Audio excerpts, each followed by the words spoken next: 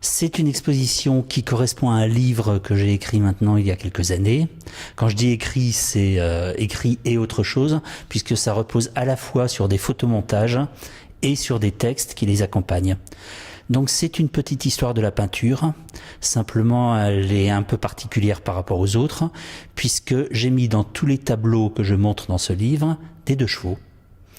Et évidemment, le texte explique pourquoi on peut trouver une 2 chevaux dans la création d'Adam de Michel-Ange, dans la Joconde de Léonard de Vinci, dans du Vincent van Gogh, dans du Gauguin et autres. Cette exposition reprend une quinzaine de planches de ce livre avec des tableaux célèbres avec 2 chevaux incorporés.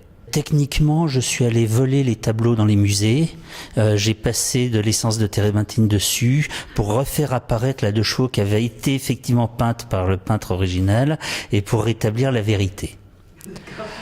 Sinon, en dehors de ça, j'ai utilisé Photoshop. Il n'y a pas de travail concret de peinture, il y a simplement un travail de simili-peinture dans certains cas, où j'ai refait certains gestes, qui sont des gestes de peintre si on veut, pour avoir certaines matières, certaines textures. Alors si vous voulez 2 exemples, sur le Michel-Ange, donc qui est la reproduction d'une fresque, je me suis amusé à reproduire les fissures du tableau sur les ajouts que j'avais faits pour rajouter au réalisme.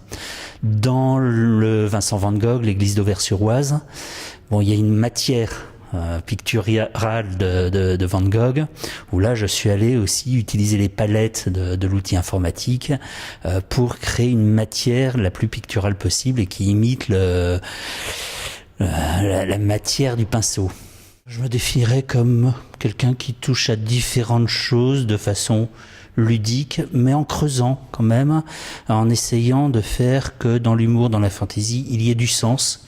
Et ça repose sur des bases pas tout à fait trop floues.